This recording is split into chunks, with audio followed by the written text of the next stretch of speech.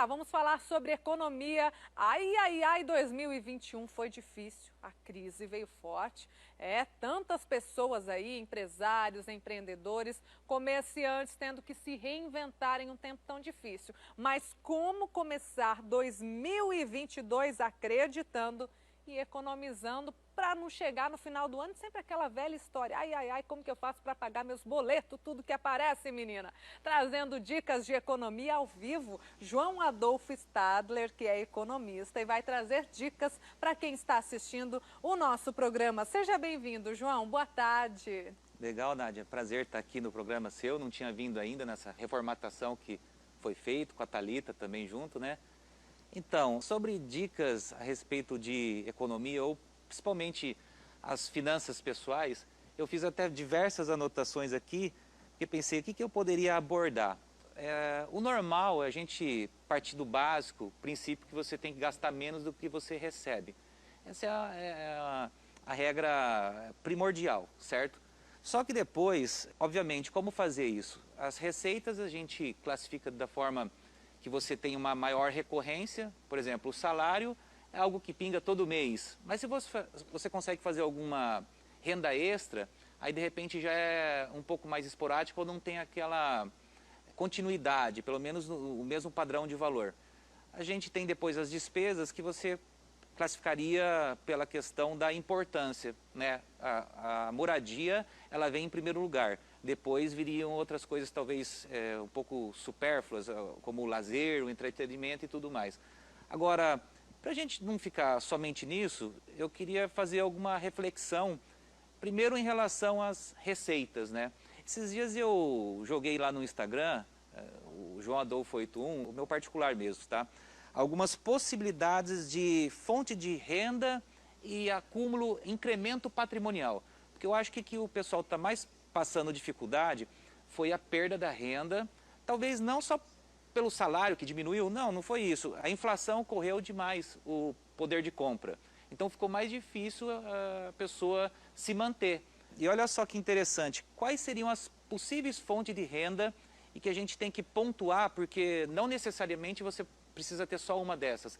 O ideal é que tenha 5 ou até mais, tá, Nádia? Primeiro, o salário ou o prolabore. É o fruto do teu tempo, né? Aquele que é colaborador, funcionário numa empresa, ou não, ele é o patrão, mas ele tem uma retirada mensal. Ponto. Depois, participação nos resultados de uma sociedade. Eu, por exemplo, sou sócio lá na Módulos Empresarial com o Dr. Tadeu, então depois de pagar as despesas, a gente vê o que sobra para um mês poder ter uma retirada maior, uma retirada menor. Então já seria uma segunda tipo de fonte de renda. A gente teria assim juros, você que tem um capital e você consegue emprestar isso, tem a remuneração. Você teria os dividendos, aí é quando você aplica em bolsa de valores, fundos de investimentos.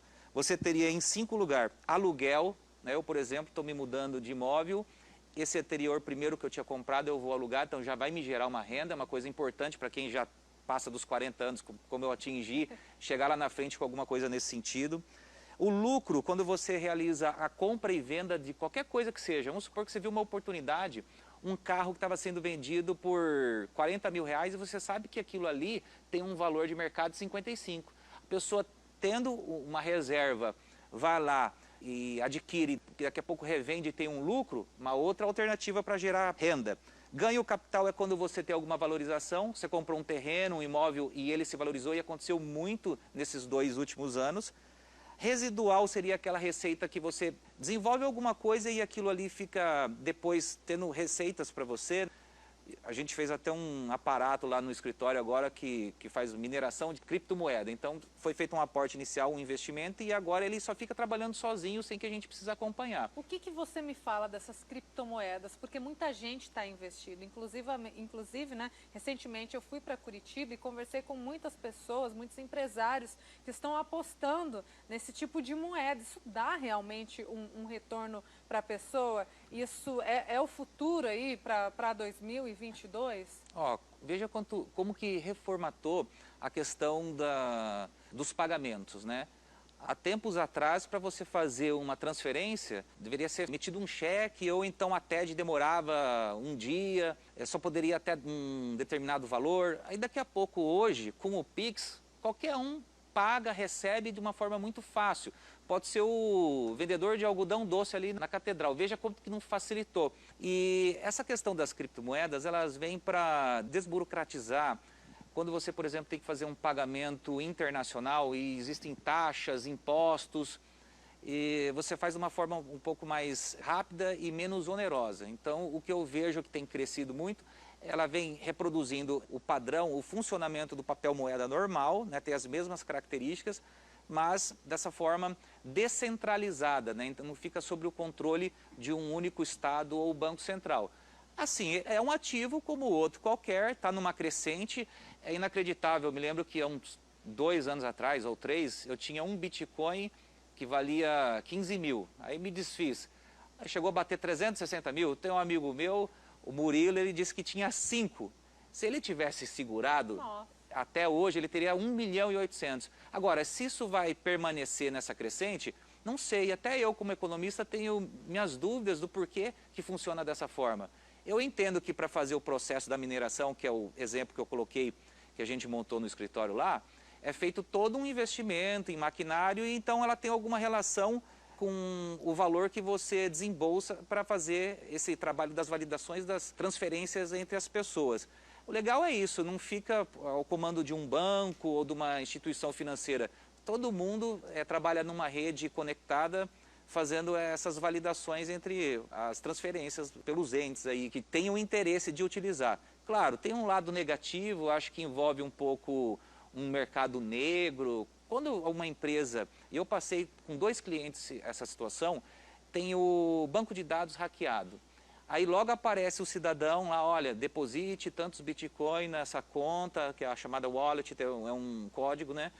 Eu libero para você o teu servidor. E dependendo como for, o valor daqueles dados para você, a pessoa acaba tendo que pagar, se não tiver feito o backup e tudo mais. Pode entrar até mesmo em uma dívida, né? Se não souber aplicar corretamente. Não, você não pode tomar dinheiro emprestado para daí arriscar aplicando numa coisa que você não sabe qual que vai ser. Tudo que é renda variável, que não é aquela coisa certa, ó, vou aplicar e vou ter uma determinada taxa de juros hoje, a Selic lá 9,25, deve dar 0,7, alguma coisa assim. Ou na poupança voltou a dar os 0,5% mensais, que é o limite, né? Ali você já coloca um valor, você já sabe que todo mês vai receber aquilo ali. Agora, esses outros tipos de aplicações que você não tem muita certeza, pode ser a própria Bolsa de Valores, o mercado capital, de repente está subindo, depois está caindo. É preferível que você faça isso com as suas reservas, tá? Nunca tome empréstimo, que vai ter um custo, e depois você pode realmente se empipinar. O papo tá bom, né? A gente tinha que ter mais tempo para destrinchar melhor a entrevista, João, mas você muito bem falou, né? A dica, acho que para todos nós, né? Você não pode gastar mais do que você ganha, né? E essas facilidades que surgem para a gente, muitas vezes cartão, Bitcoin, essas novidades. Se a gente não souber aplicar muito bem e usar isso, aí é difícil começar 2022 sem dívidas, né? Tem que utilizar da tecnologia a nosso favor. Não só essa aí de criptomoedas, mas os mecanismos de pesquisa de preço, como tudo aumentou, a gente perdeu um pouco até a referência de quanto vale cada coisa. Então, usa o menor preço do programa Nota Paraná para pesquisar alguma coisa que você vai comprar. Os marketplaces, hoje está tudo na palma da mão, né, Nádia? Então, a pessoa quiser se aproveitar de situações de desconto e etc., a tecnologia está aí para a gente utilizar. Obrigada pela participação. O Instagram, né, para o pessoal que quer conhecer um pouquinho do seu trabalho. O meu é João Adolfo 81, particular, e o do nosso escritório é Módulos Empresarial, sendo que nós somos bastante especializados na parte de mercado digital. Quem que já trabalha vendendo pela internet, vai lá tomar um café com a gente para conhecer um pouco mais. Isso aí, né? Começando 2022 sem dívidas, falando de negócios e, claro, prospectiva para suas finanças. Obrigado, João. Volte sempre. Seja sempre bem-vindo aqui no nosso programa.